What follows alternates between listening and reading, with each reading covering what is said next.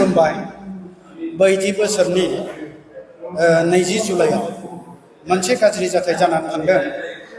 सासे जोंनि बर' गथ' 10 थाखोआव फरायबाय थानाय हिनजावसाखौ साथाम लम्पटफ्रा लाव जिहाद खालामनानै थगायनानै लेंनानै लाबोनानै साथामजों लोगो नांनानै बिसोरो जिनाहारि खालामदों। बरतलानि तिनिआलि भारा न'आव। बिसोरनि मुङानो जादों नासिरुल शेख, इस्लाम आली आरो फिर महम्मद। दा बिसोरखौ जोङो खोनानो मोन्दों चिरां जिल्ला पुलिस प्रसासना एरेस्ट खालामबाय होननानै दाख्लै 15 तारिखआव आरो सासेखौ एनकाउन्टारबो खालामबाय होननानै। खिन्थु एनकाउन्टार खालामनाया बेबायदि नङा, बेखौ एनकाउन्टार खालामदों माने बेखौ गावथारथारनांगोन। खारदों जेलाबो गावथारथारनांगोन। खालि आइथिंआवल' बोरै एनकाउन्टार जानो?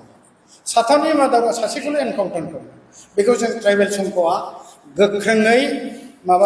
गोख्रोङै सोंखारियो आरो गोख्रोङै प्रसासनखौ एक्सन लानो थाखाय जोंनि SC/ST एट्रसिटि एक्ट 1989 आरो पक्स' एक्टनि धारानि गेजेरजों बेसोर साथाम कालप्रिटखौ फासि होनांगौ होननानै जों दाबि खालामो आरो बिसोरनि न'खौ बुलडुजारजों सिफायजोबनांगौ, जाहाथे बिसोर बाहाय थानानै आरोबाव गाज्रि आखु मावनो मोना।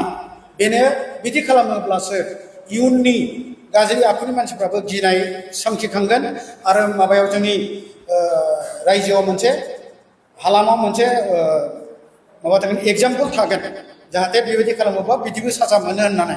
बेखौनो जोङो गोख्रोङै चिरां जिल्ला ट्राइबेल संघनि जानानै खावलायो प्रसासनखौ, जाहाथे बेबायदि खालामो आरो इयुनाव खालामब्लावोब्ला जों दा दाबि खालामनाय बायदि बिथांमोना जाहाथे खालामो।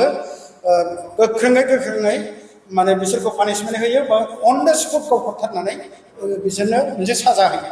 बेखौनो बुंनानै एसेनोसै, गोजोन्थों।